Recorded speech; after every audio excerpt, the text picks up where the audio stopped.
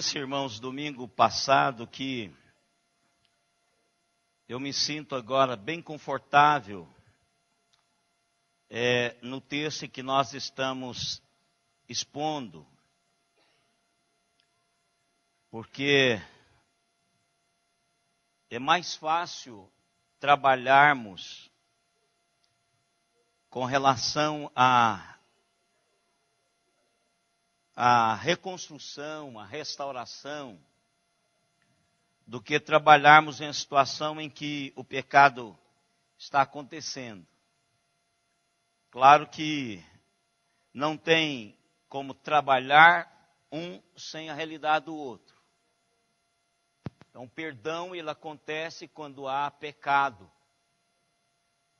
Mas trabalhar com relação à restauração não é um momento fácil, mas é bom falar sobre isso, né? Eu gosto de falar sobre essa capacidade que Deus tem de restaurar as nossas vidas. Até porque esta é a maior mensagem do Evangelho. Mensagem da restauração, da segunda chance. A mensagem é de que Deus está disposto a trabalhar as nossas realidades e dar-nos um novo caminho. Essa é a mensagem do Evangelho. Essa é a mensagem pela qual eu tenho vivido toda a minha vida e pregado. Agora, quando tratamos do pecado propriamente dito, isso traz ao nosso coração tristeza, porque isso aponta para a nossa natureza e aquilo do nosso pior. Pecado, a degradação humana, é o nosso pior. E o problema maior é que nós gostamos disso. Nós gostamos disso, nós saboreamos estas coisas ruins. E quando damos não só condições, mas quando damos comida a isto, então aí fica a situação muito pior. Então nós saímos do capítulo 11, onde encontramos o rei Davi, esse gigante espiritual, este homem que entendeu o projeto de Deus, assumiu isso na sua vida, teve vitórias tremendas de Deus por causa disso, desde bem jovem. Mas agora nós o encontramos no capítulo 11 sobre um pecado terrível sobre a sua vida que o maculou por todos os tempos. Ou nós conhecemos Davi pela sua grande ousadia de enfrentar o gigante Golias, ou conhecemos Davi pelo seu adultério com Batseba, o gigante que o matou. Ou o gigante que Davi matou, ou o gigante que matou Davi. Então, seu adultério ou aquele momento de ousadia fantástica que às vezes acontece na minha e na sua vida quando nós assumimos aquilo que Deus quer para cada um de nós. Davi foi ao encontro do gigante Golias no poder do Deus de Israel. Ele desconsiderou toda a sua realidade de ser jovem, de não ter nenhuma experiência em batalhas, mas ele simplesmente deixou à disposição de Deus aquilo que ele tinha nas mãos, um estilingue e uma única pedra. Ele levou mais de uma no caso de errar. Ele era previdente. Ele diz, caso eu erre da primeira, da segunda não vai acontecer. Mas o fato é que naquele momento, Davi exerce no poder de Deus o seu papel na história. E Deus vai dando a Davi essa realidade durante toda a sua vida. Mas chega um momento em que Davi se perde em meio ao sucesso, à ociosidade espiritual, inclusive.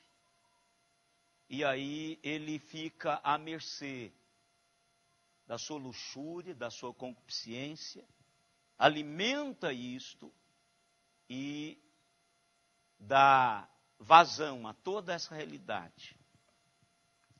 O que nós não podemos esquecer, irmãos, que igualmente eu e vocês estamos no mesmo barco. Por mais crente que somos, por mais espirituais que somos, por mais que lemos a Bíblia, por mais que oramos, nós não podemos cultivar ociosidade espiritual, primeira coisa. E nem ociosidade mental, porque cabeça vazia é, sim senhor, oficina do inferno. Quando nós paramos de deixar Deus usar o nosso potencial espiritual, quando nós achamos que já chegamos, quando nós achamos que o sucesso já foi concluído, que nós não temos mais nada que contribuir, aí o inferno pode querer dançar sobre as nossas vidas e apagar toda a nossa história passada com Deus. Então, o que nós precisamos é estarmos ativos. Você pode não estar fazendo a mesma coisa, mas uma coisa que você não pode deixar de fazer é fazer aquilo que Deus tem para você fazer no tempo em que você está. Então, a nossa caminhada, ela não é regressiva.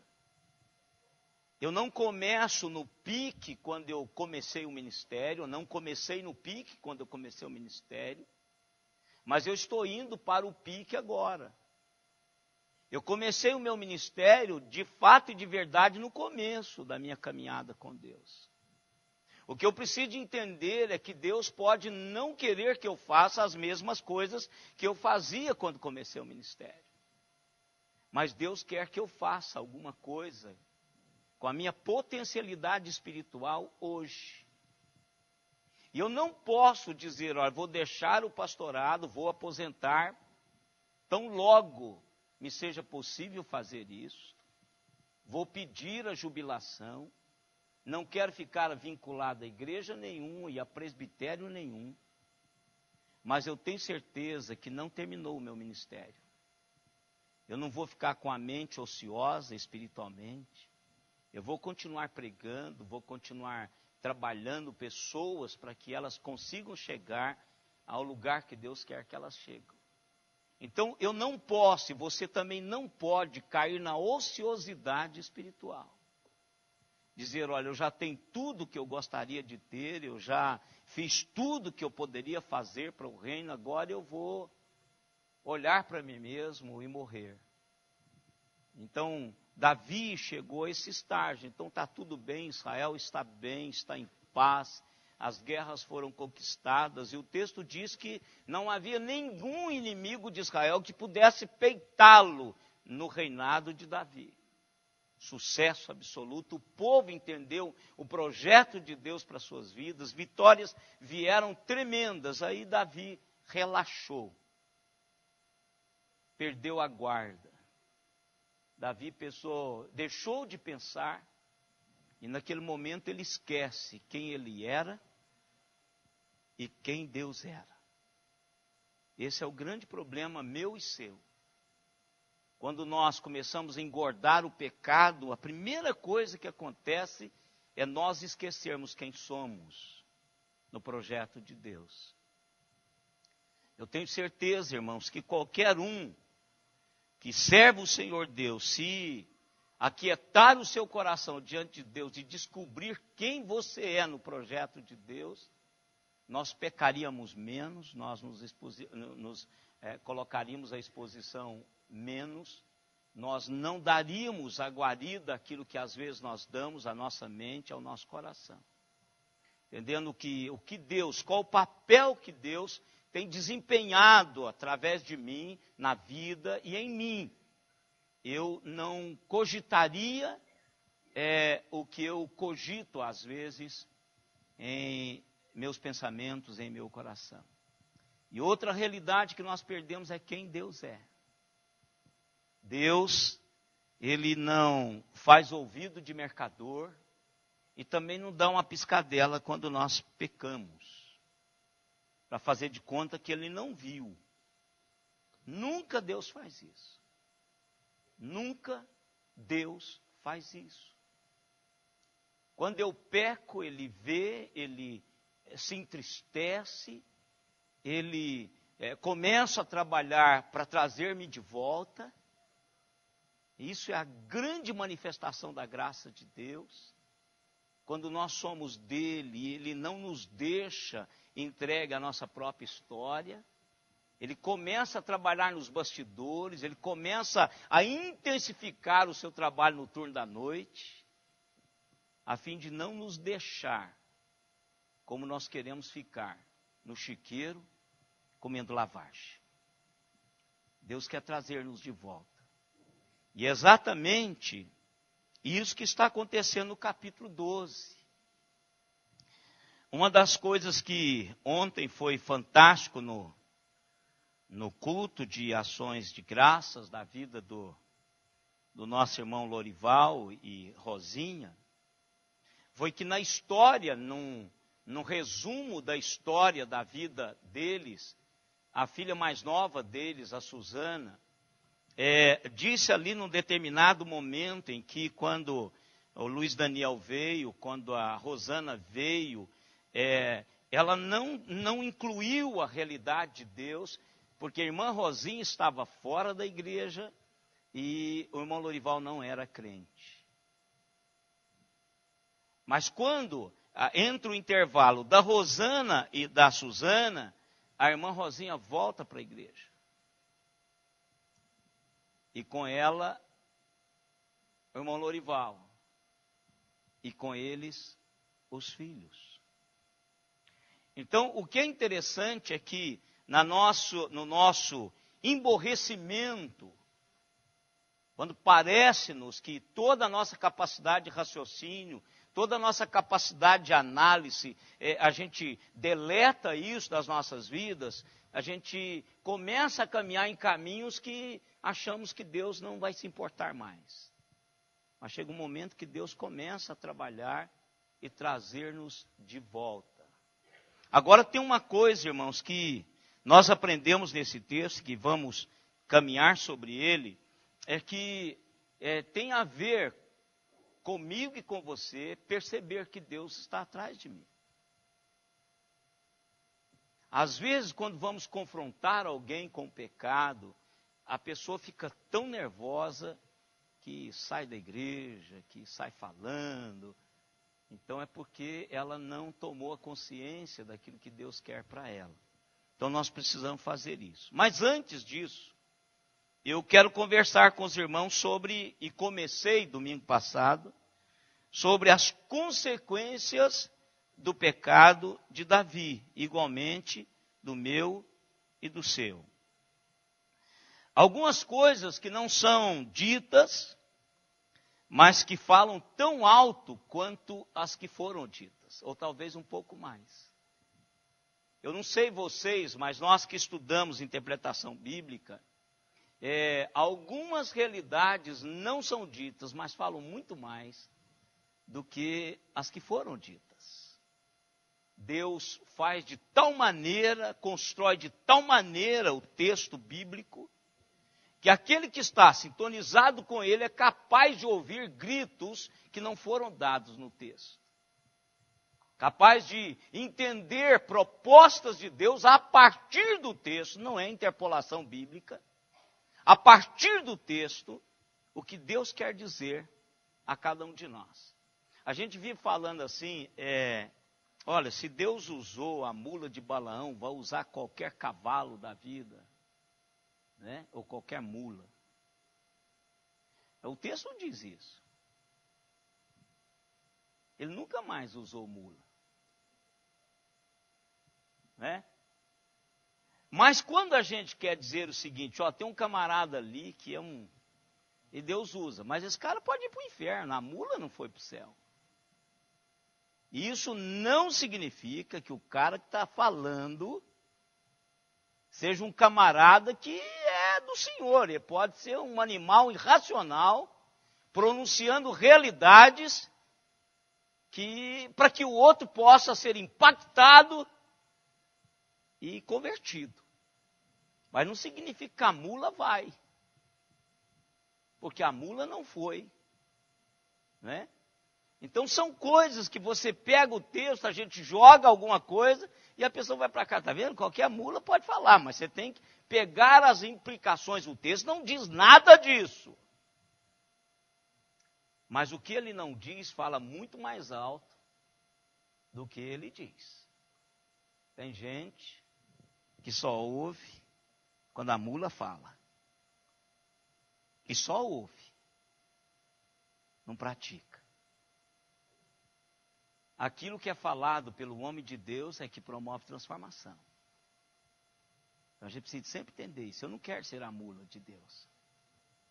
E nós precisamos colocar no coração isso.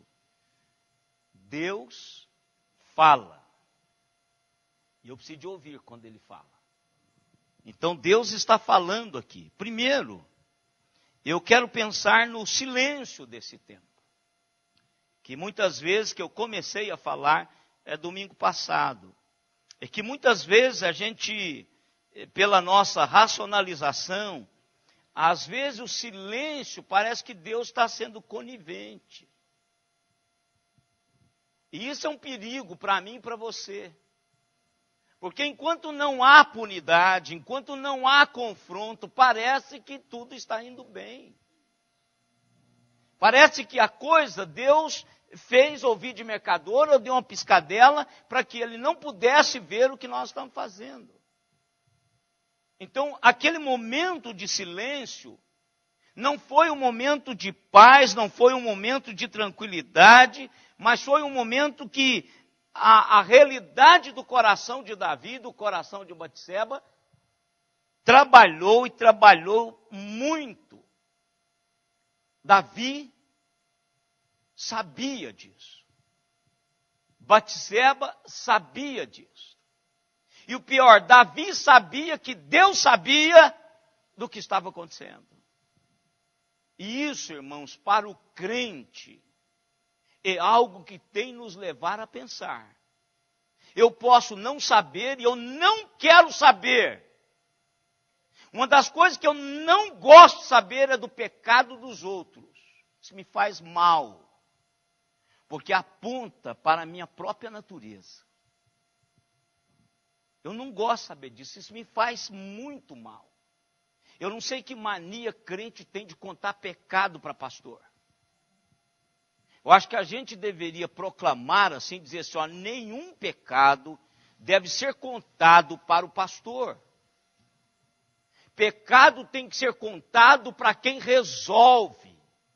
A menos que Deus coloque no meu coração e diz assim, olha, vá lá, encara aquela pessoa e diz para ela que eu sei o que ele sabe e agora você sabe também.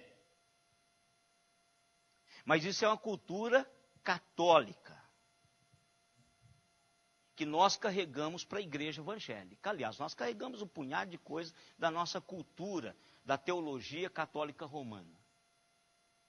A gente disfarça de evangelho algumas realidades dela. E essa é uma delas, que é a confissão, o confessionário. Quer dizer, eu preciso contar para o meu líder que estou pecando. A menos que você não consiga sair da situação extrema, vai lá e peça ajuda. Vai lá e peça ajuda. Agora, peça ajuda enquanto só você e o cúmplice sabem. Porque aí o sacerdote pode fazer alguma coisa. Mas se outros sabem, isso é o conselho, vai te disciplinar. Porque quando outros souberem, haverá um peso sobre os ombros do sacerdote para fazer uma carta de denúncia sobre você. E aí vai ficar feio. Sabe quem que me denunciou? O próprio pastor. Agora o desgraçado não fala que a desgraça dele já tinha sido jogada no ventilador. É porque desgraçado, irmãos, é aquele que está fora da graça. Que está fazendo da graça um barreio total. Porque eu não posso, Paulo diz, eu vou ficar pecando por causa... De jeito nenhum. De jeito nenhum. A graça vai me dar sempre a consciência de que eu sou um verme na presença de Deus. Sempre esta é a consciência, que o que Deus me dá veio de graça. Eu não tenho mérito nenhum por aquilo que está acontecendo comigo.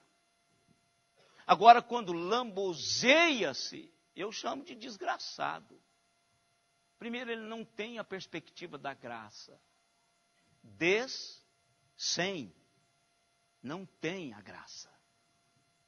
Então, muitas vezes, irmãos, contarmos os nossos pecados para líder, você está se expondo num perigo muito grande.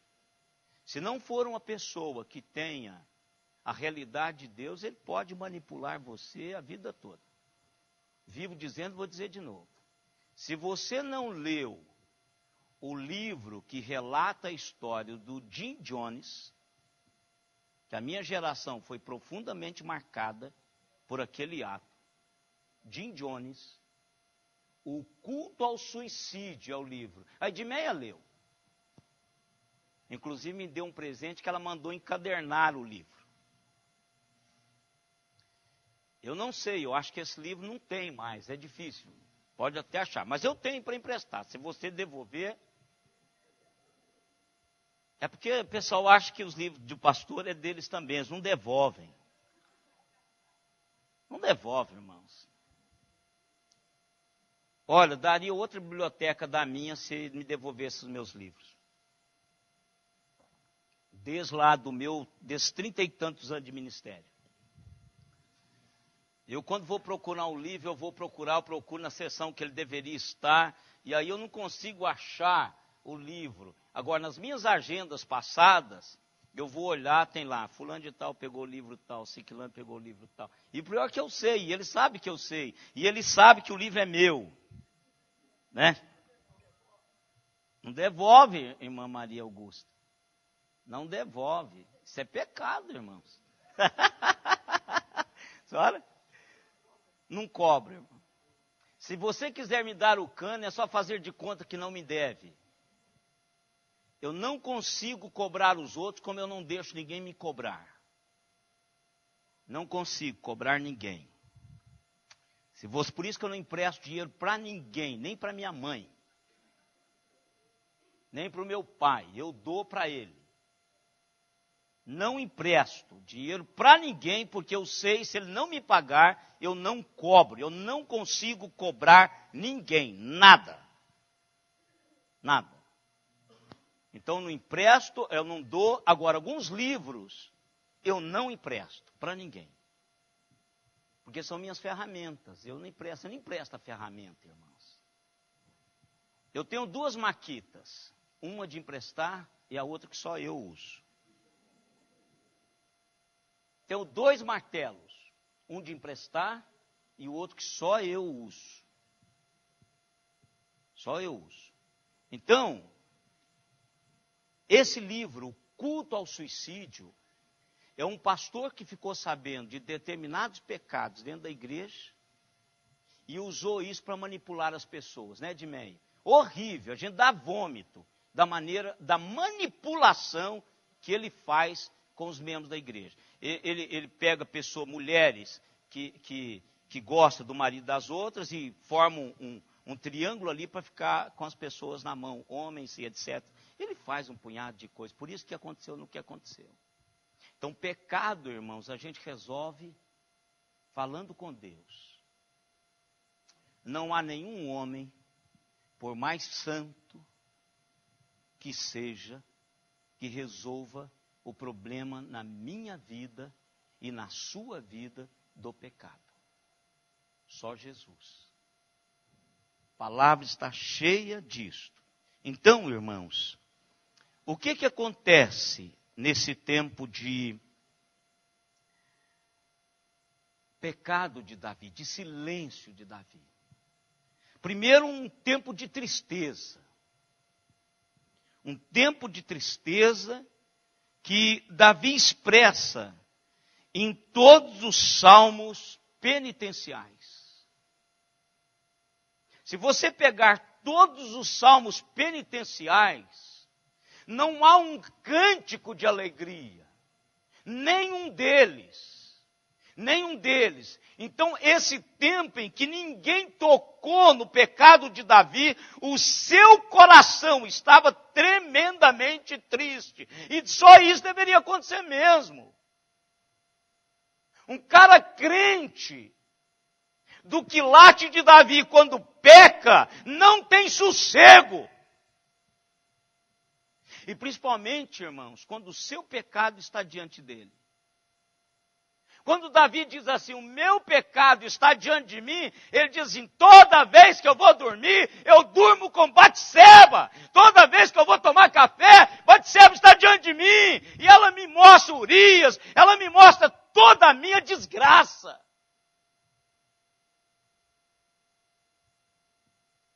É isso que ele está dizendo. Não é que ele é um cara que, se contemplativo, meu pecado. Não, ele está olhando para Batseba.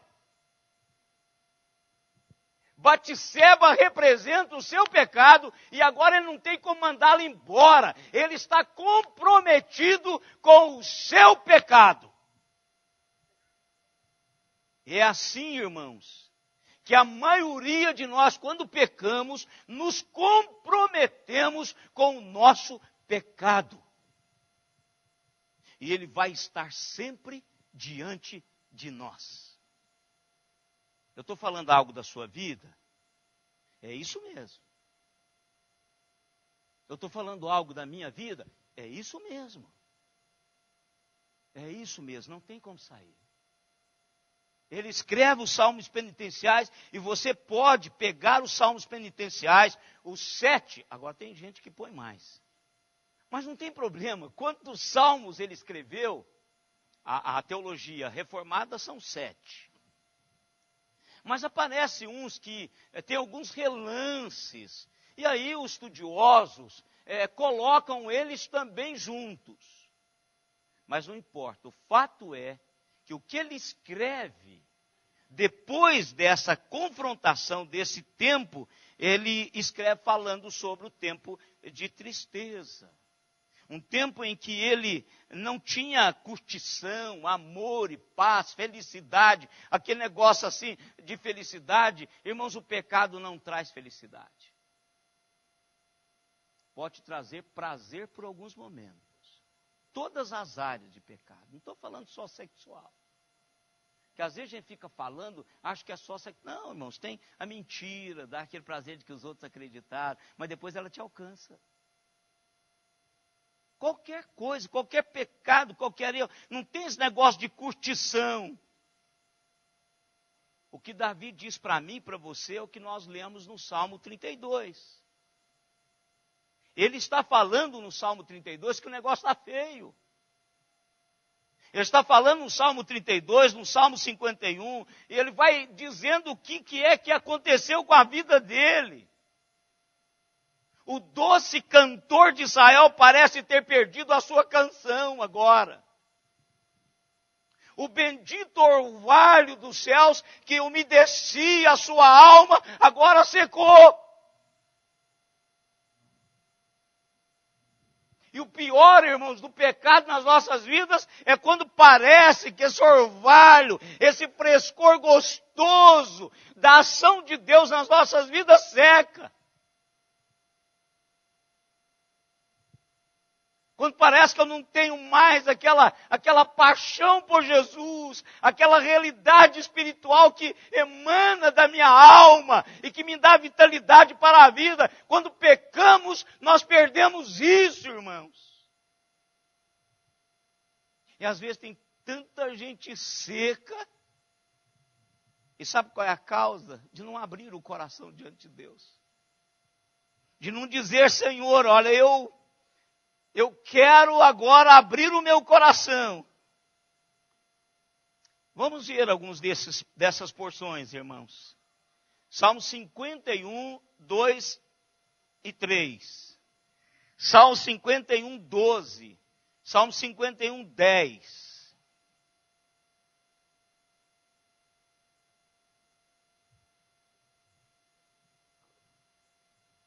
Vamos lá.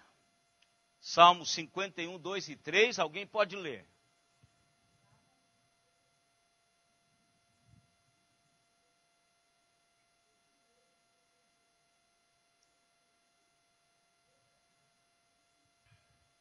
Olha aqui, isso aqui ele está escrevendo após o confronto de Natan. Está lá em cima desses salmos penitenciais, dizendo assim, Davi ao mestre de canto, após o confrontamento, após o anúncio de Natan sobre o seu pecado.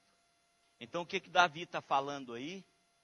Ele está falando que não tem jeito, hein?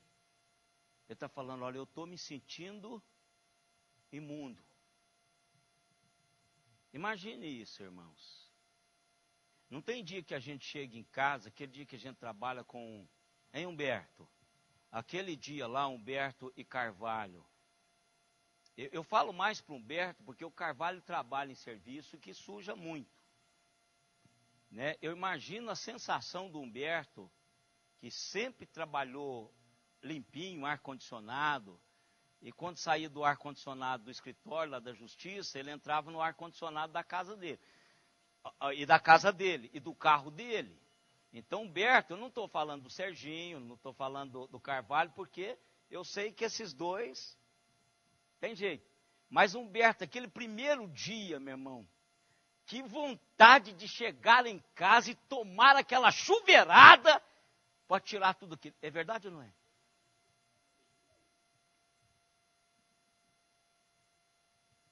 É disso que eu estou falando. É disso que Davi está falando. Imaginou você almejar aquela ducha bem forte na cabeça.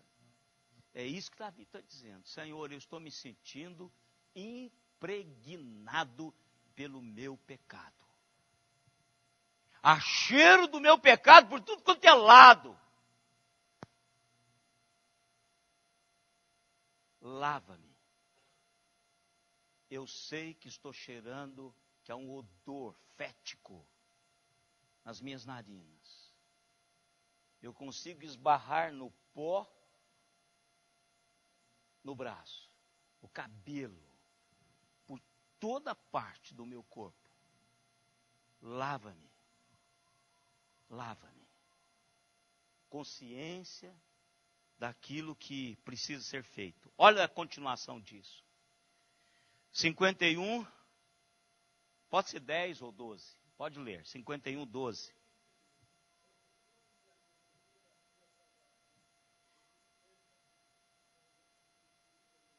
Irmãos, eu sei que Humberto está sujo, mas alegre.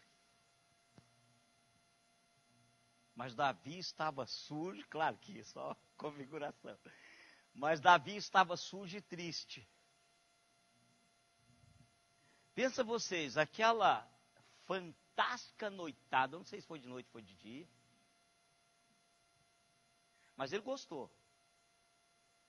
Ele gostou de Batseba. Gostou pelo adultério, gostou pela transa, gostou pelo momento sexual, porque ele queria ela para ele. Ele queria ela para ele. Agora, cadê aquele momento de prazer? É o que o capeta faz comigo e com você. Ele passa mel, mas ele disfarça a casquinha com mel. Mas a hora que você morde, engole, aquele negócio azeda o teu estômago. Azeda. Azeda de tal maneira que você perde a graça, a alegria. Que aquele prazer é nada diante da tristeza que abateu a sua alma por aquele ato. Irmãos, não fiquem vocês pensando que isso tem só a ver com Davi. Isso tem a ver comigo e com você. Se nós formos sinceros, eu tenho certeza que vocês podem até parecer santo hoje juntamente comigo, mas nós não fomos assim a vida toda.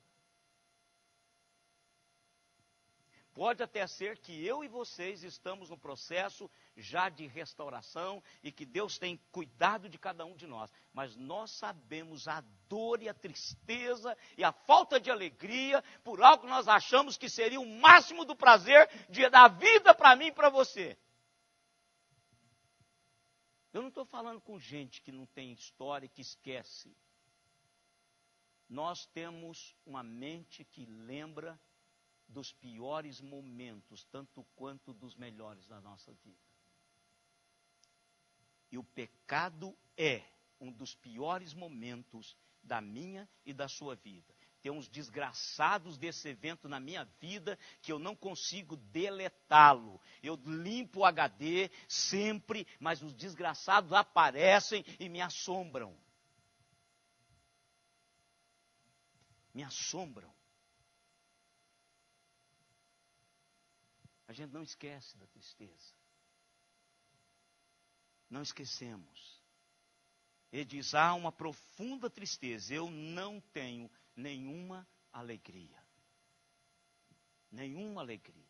Gente, ele está contando isso no intervalo de 12 meses. Ele está contando o que aconteceu nos 12 meses. Porque depois nós temos outros hinos, quando ele começa a compor de novo. Mas ele está falando daqueles 12 meses que ninguém fala nada. Então ele está falando o que aconteceu dos 12 meses. Olha o 10.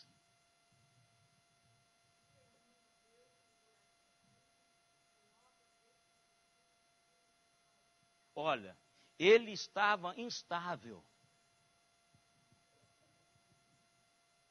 Instabilidade. O que ele está pedindo a Deus? Senhor, eu quero de novo aquela estabilidade que eu tinha antes.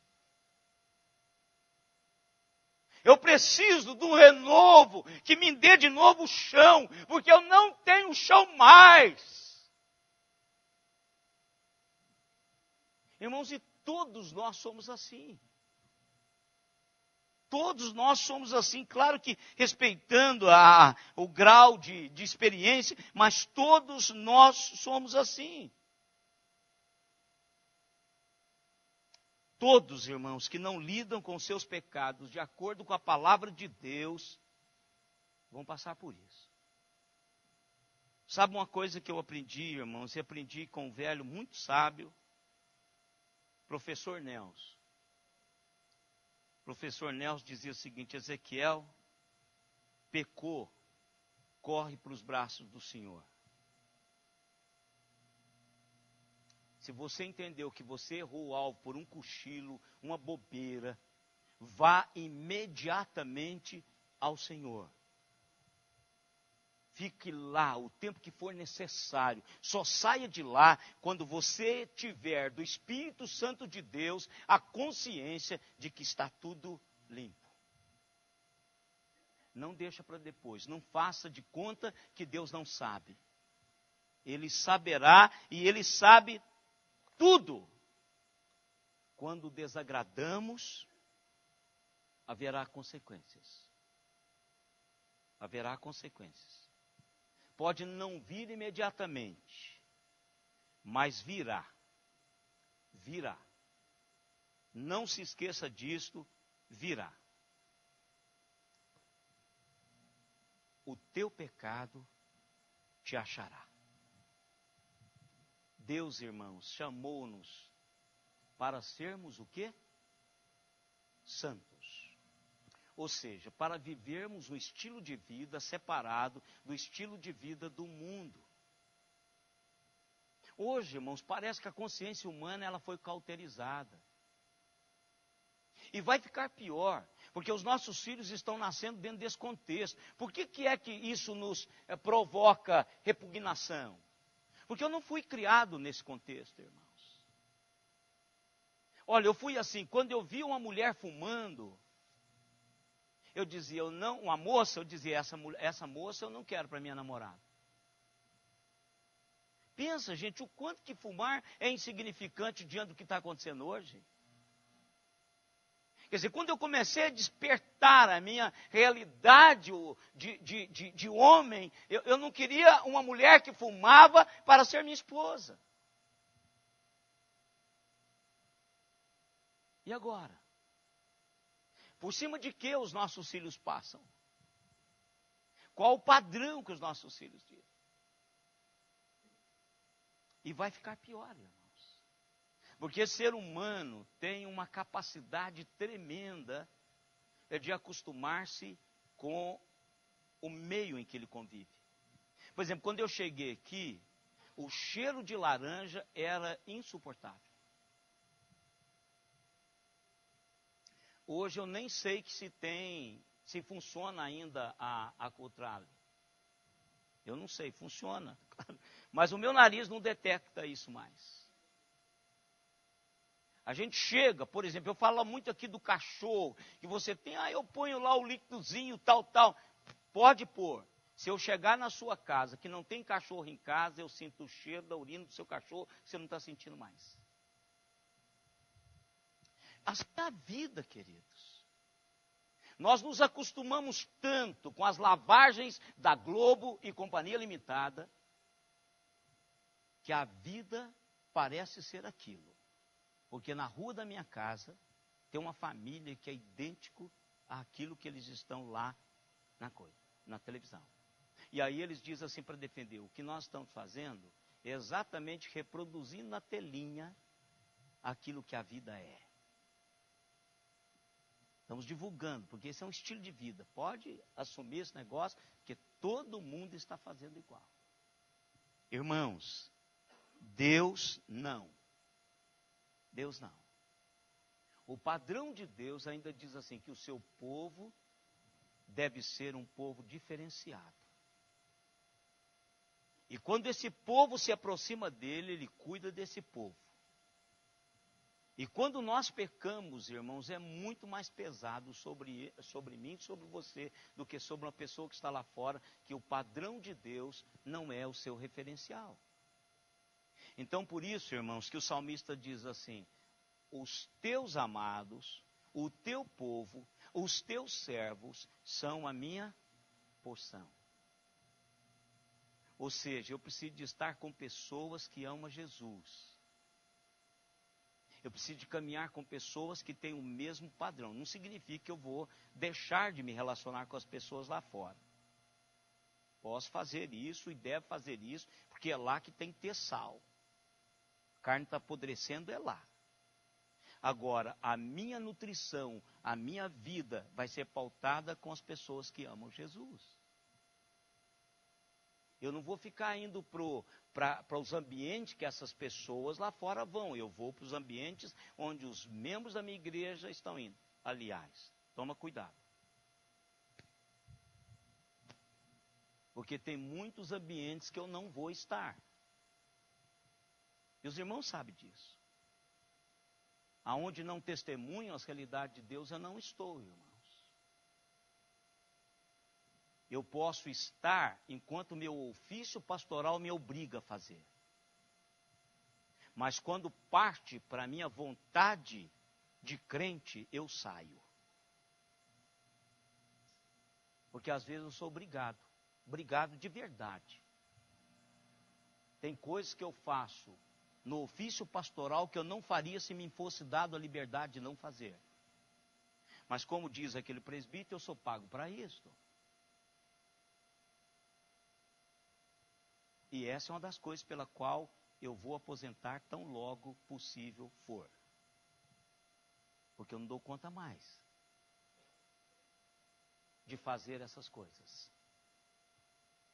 Envelheci e não consigo mais administrar esse negócio.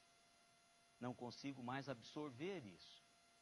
Eu somatizo isso. Então eu estou adoecendo.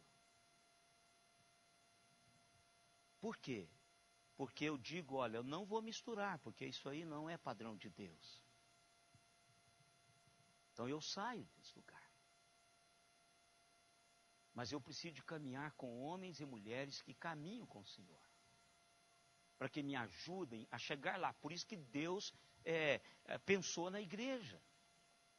Por isso que Deus pensou na família. Para dar a mim e a você condições, escora, suporte, para a gente continuar caminhando. Como foi bom caminhar com crentes maduros. Como foi bom caminhar com crentes que me confrontaram. Esse professor Nelson era o maior, eu tinha que sumir da vida desse professor Nelson. Porque se é um camarada que pegou no meu pé, foi esse professor Nelson. Como esse camarada pegava no meu pé? E eu tinha apenas 14 anos de idade. Foi o primeiro que me diz assim: eu tenho a impressão que você vai ser pastor. Agora vai depender muito da sua vida. Eu não tinha vontade, não tinha vocação, não era impulsionado para fazer isso. Eu queria ser médico. Essa era a minha intenção. Mas esse homem me confrontou com verdades que ninguém nunca tinha me confrontado. E como foi bom ter aquele velhinho ao meu lado e comer um macarrão com ele com sardinha.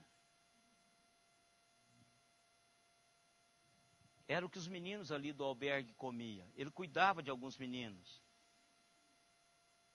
Então era macarrão com sardinha. Toda vez que eu como macarrão com sardinha, aliás, eu não como isso, né, bem? Você não faz esse negócio, macarrão sardinha. Às vezes eu compro a sardinha e sobra aquele macarrão, eu ponho. Mas ela não faz isso. Isso aqui é prato que hoje não... Então, eu lembro dele. Então a igreja, irmãos, eu e vocês, somos chamados para vivermos separados. E nós somos a contracultura da cultura. Punhado de coisas que nós estamos falando aqui, irmãos, alguém que vai assistir no YouTube amanhã fala: esse cara não vai continuar assistindo. Porque não tem nada a ver com quem não tem realidade de Deus. Pecado, adultério, para, meu. Esse negócio é fichinha. Com quantas você pegou hoje? Essa é a palavra. Fulano é pegador. Você já ouviu isso? Já. Vocês não são bobos. Isso é uma pergunta retórica. Eu sei que vocês já ouviram. Conhece, tem alguém no trabalho, foge de um da sua empresa. Essa é a cultura lá fora. Mas a palavra de Deus está dizendo assim: quando você pecar, você carregará uma tristeza profunda que acompanha todos aqueles que pecam. Aquele prazer não é prazer, aquele prazer é desprazer. E desagrava o coração de Deus. Foi isso que aconteceu com Davi. E você vai curtir até alguém chegar para você, ou você participar de uma reunião, que Deus vai dizer ao seu coração: uma reunião como esta. Não fique também você esperando que seja tão importante, um pecador tão importante, que Deus vai mandar alguém falar com você pessoalmente. Contar uma historinha e dizer para você o que é você. Tu és esse homem. Nós não somos tão importantes quanto Davi, irmãos. Eu nunca vi um pecador tão importante quanto Davi. Deus manda para Davi um emissário pessoalmente. Você tem que vir à igreja para você ouvir de Deus. Você tem que participar de reuniões para você ouvir Deus falando. E não importa quem fala, irmãos. Quem é a pessoa que fala. Deus fala quando qualquer pessoa tem a intenção no coração de reproduzir para a vida dos outros aquilo que Deus quer. Se não for um figurão, a gente não vai. Se não for uma pessoa, a gente não vai. Mas pode ir, Deus vai falar. A Dona Maria, o Sr. José, o Pedro, o Mané, qualquer um, que não tem nada a ver com o nosso Mané, qualquer um que for falar de Deus, pessoa crente, Deus vai falar através dele para você. Então participe, venha à igreja. No momento, Deus pode te dar aquela frase: gente, é isso. E só. É o Espírito Santo de Deus que fala ao nosso coração individualmente. O emissário, ele é uma mensagem generalizada. A mensagem específica é o Espírito Santo de Deus que fala. É Ele que está falando ao seu coração, não sou eu. É Ele que está dizendo: está vendo? E foi só uma frase, uma palavra, alguma coisa que move o seu coração. Sabe qual foi a palavra desse texto de Natã que chamou-me muito a atenção? Tu és este homem. Você está aí andando na carniça e eu quero te dizer, cara, você é o cara. É isso. O Espírito de Deus bate no coração, fala individualmente. E para ouvi-lo, a gente tem que ir aonde ele está falando. Não espere, pode até ser que você seja tão importante quanto o pecador Davi. Pode ser que alguém vá na sua casa e diga, meu irmão, estou sabendo. Quem te contou? Isso é fatal, né? Fatal. Pense nisso, irmãos. Pense na tristeza que vai abater a sua alma. Ou talvez você já está nessa. E Deus está falando para você, há um caminho de restauração. Há um caminho de alegria, de estabilidade. Restitui-me um espírito de estabilidade. Porque eu não estou tendo chão, pastor. O pecado tira o chão da gente, irmãos. Tira o chão. Tira o chão. Você perde a perspectiva de quem você é e quem Deus é. Domingo que vem a gente conversa mais. Tem muita coisa que conversar aqui. Tá bom? Vamos orar, vamos colocar em pé e orarmos ao Senhor.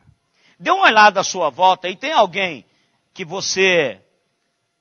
não pergunta não, viu, irmão, se você é visitante, porque você pode perguntar, o cara fala, tem 2 anos que eu estou aqui, e você vai ficar com a cara... Vocês acham que isso é brincadeira? Não é brincadeira.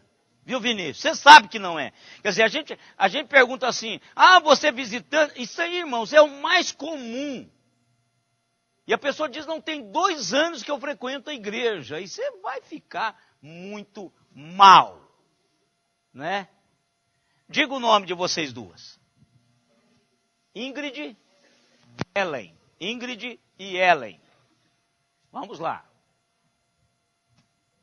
Agora eu tenho que ser um bom para olhar assim. Ô Mariluce, diga o nome. Não, deixa ela dizer. A sua amiga. Qual que é seu nome? É sua irmã? Verdade, sua irmã. Diga o nome.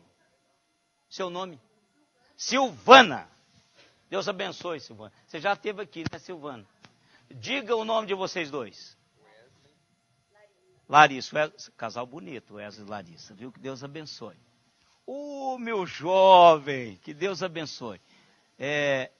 Apresenta aí a nossa irmã.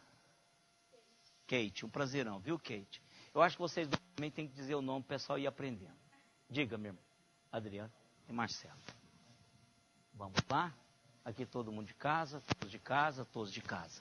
Vamos por esse lado daqui. Todos de casa. Opa!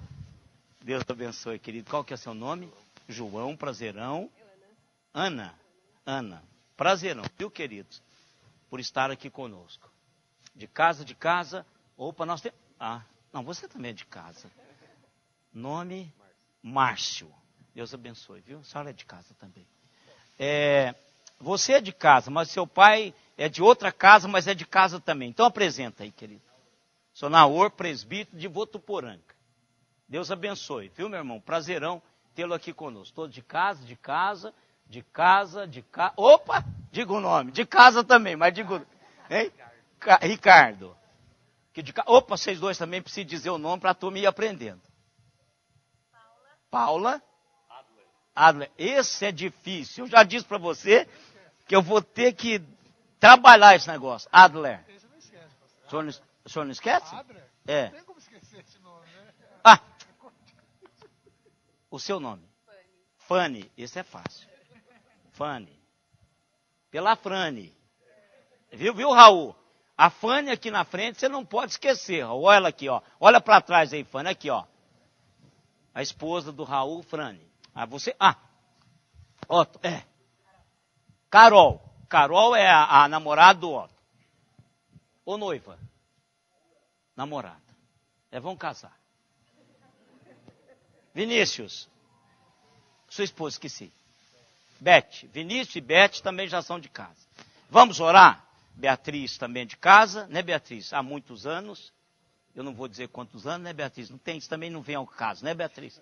Vamos orar, queridos.